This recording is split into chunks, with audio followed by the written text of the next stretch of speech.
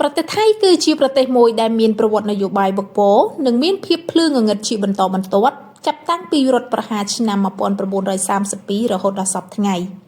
ប្រទេសនេះមានរដ្ឋាភិបាលកំពុងប្តូរពីរបបព្រះអង្គម្ចាស់ទៅជាប្រជាធិបតេយ្យតែបែរជាមានរបបយោធាចូលមកកាន់អំណាចជាញឹកញាប់ស្វាគមន៍លោកអ្នកបងប្អូនមកកាន់វីដេអូនេះយើងនឹងនិយាយអំពីអនាគតរបស់ប្រទេសថៃទៅជាយ៉ាងណាដោយយោងទៅតាមការវិភាគនិងព្រឹត្តិការណ៍ដែលបានកើតឡើងប្រទេសថៃអាចប្រឈមរវាងអំណាចចាស់និងអំណាចថ្មីនៅក្នុងសង្គមថៃបច្ចុប្បន្នមានការប្រឈមគ្នារវាងអំណាចប្រពៃណីនិងសម្លេងថ្មីពីយុវជន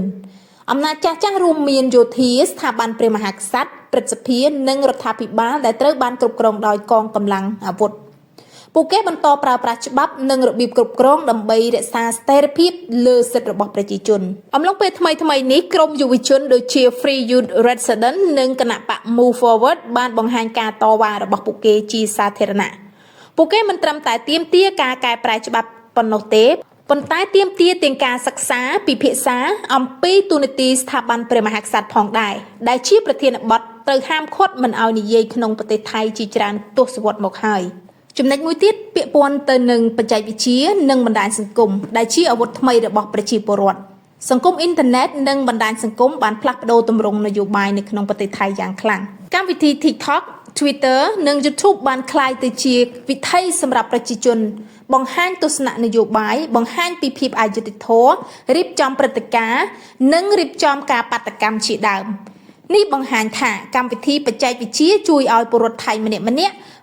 ក៏អាចមានសម្លេងនៅក្នុងនយោបាយដូចជាធ្វើ content ផ្ទាល់ខ្លួនអ្នកអប់រំនយោបាយនិងអ្នកវិភាគនៅលើ YouTube ជាដើមចំណុចមួយទៀតនោះគឺការបោះឆ្នោតនិងជំរើសនយោបាយថ្មីការបោះឆ្នោតនៅឆ្នាំ2023គឺជាឧទាហរណ៍មួយនៃការចង់ផ្លាស់ប្ដូរគណៈបក Moving Forward បានឈ្នះចំណាត់ថ្នាក់លេខ1នៅក្នុងការបោះឆ្នោតហើយមានគម្រោងធ្វើការកែប្រែច្បាប់ស្ដារសិទ្ធិប្រជាជននិងកែប្រែរដ្ឋធម្មនុញ្ញ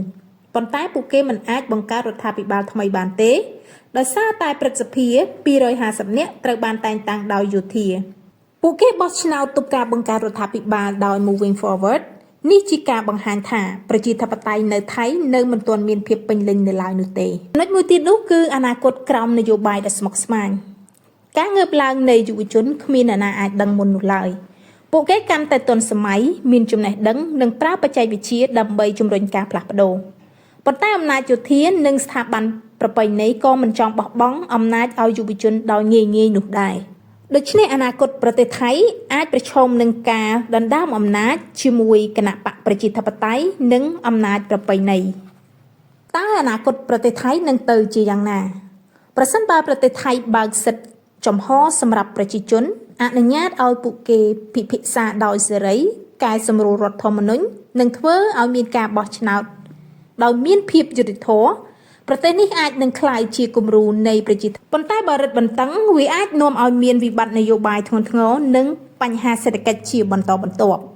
ចាលោកអ្នកបងប្អូនទាំងអស់គ្នាវីដេអូនេះគឺបង្ហាញអំពីការវិភាគផ្ទាល់ខ្លួនអំពីអនាគតនយោបាយនៅក្នុងប្រទេសថៃហើយអ្វីដែលយើងលើកយកមកនេះគឺផ្អែកទៅលើព័ត៌មានដែលយើងរកបាននៅតាមបណ្ដាញសង្គមនិងការយល់ឃើញផ្ទាល់ខ្លួនតែប៉ុណ្ណោះសម្រាប់លោកអ្នកមានមតិយោបល់យ៉ាងណាអាចសូមបញ្ចេញការ comment របស់លោកអ្នកអរគុណដល់បងប្អូនទាំងអស់គ្នាសម្រាប់ការតាមដាននៅវីដេអូមួយនេះសូមបងប្អូនជួយចុចជាវឬក៏ពាក្យថា subscribe ដើម្បីតាមដាននៅវីដេអូបន្តបន្ទាប់ទៀត